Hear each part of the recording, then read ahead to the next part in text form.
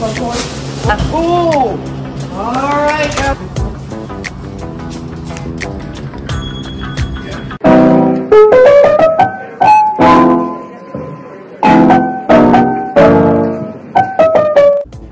Good morning guys! So ready na, paalis na kami. Ito na yung arroz caldo. Mamaya ko na lang siya lalagyan ng green onions. Tapos magdala tayo ng pangsandok. Kasi lagi nila akong kinukulit. Gusto talaga nila yung mga luto ng Pinoy. So yeah, ito. Lalagay ko muna siya sa sasakyan. Ready?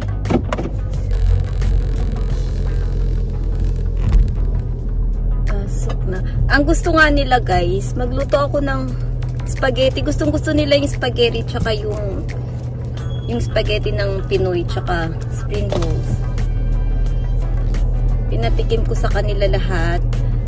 Tapos sabi ko sa kanila next time, o-order na sila. Hindi pwedeng laging libre. Hatid ko muna si Mikay, tapos diretso ako sa work. Usual.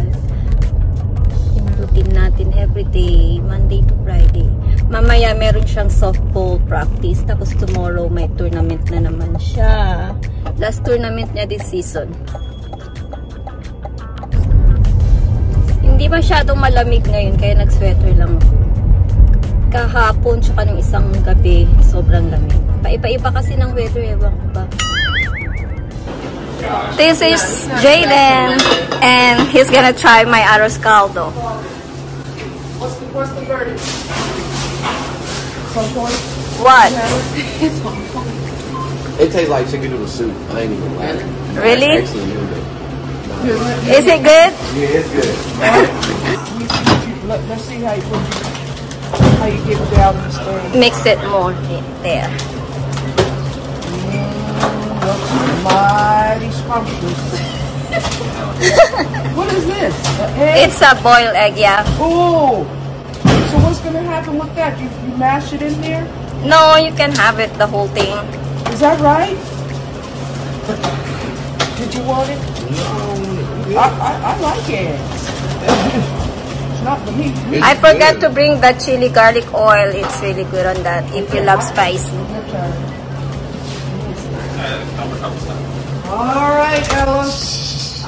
Here's where it goes down. This is so cute. Appreciate the food, Ella. Yes. If I have time, I can make food. Go ahead and fill this up, but I'm taking this on like my lunch. Huh? Go ahead and fill this up since I'm already taking this on my lunch. But the onions just made it. Come on, Jacob, it's dinner time. Delish.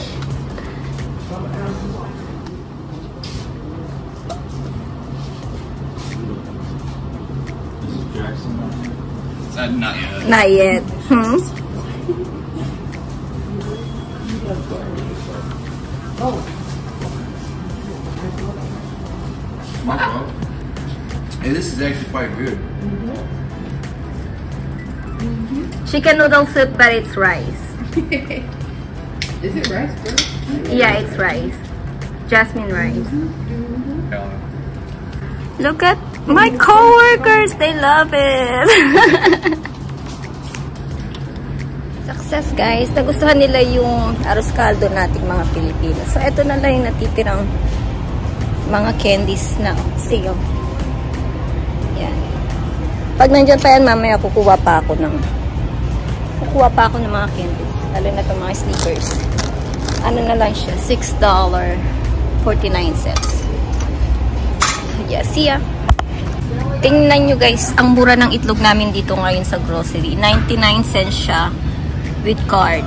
Bonus mo yan. Kaya pala ang daming bumibili na naman ngayon. 99, tapos 18 counts. Kaya pala, nag-stock sila ng marami. Tapos, ang dami na naman kumukuha. Hi mga mamshi! So, naka-out na ako galing work. Katatapos lang ng work. Ngayon, susunduin ko na si Mikay sa school. Tapos, diretso na kami sa bahay. May practice sila tonight ng softball kasi last tournament ng AQ sa fall season. Last tournament.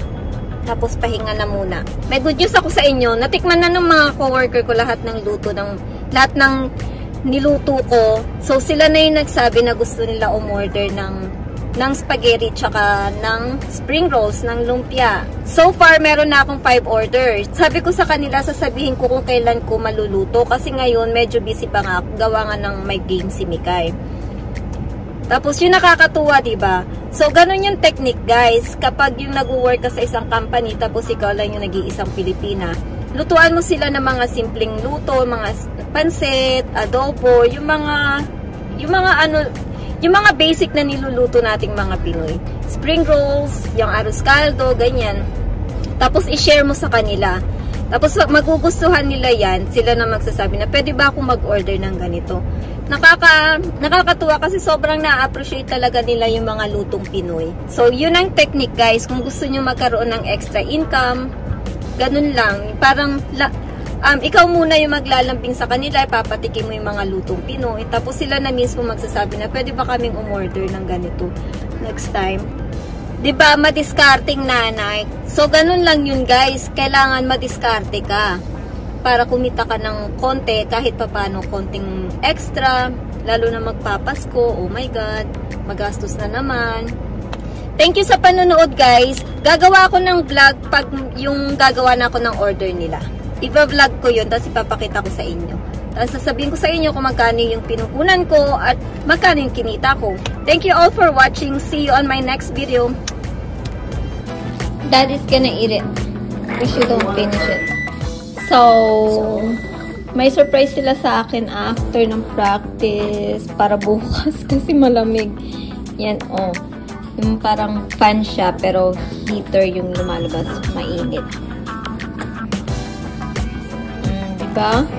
Hindi kasi ako sumama sa kanila ngayon kasi nag-prepare ako ng babaunin bukas. Thank you, my love! You're welcome. Love you. What's that gangsta?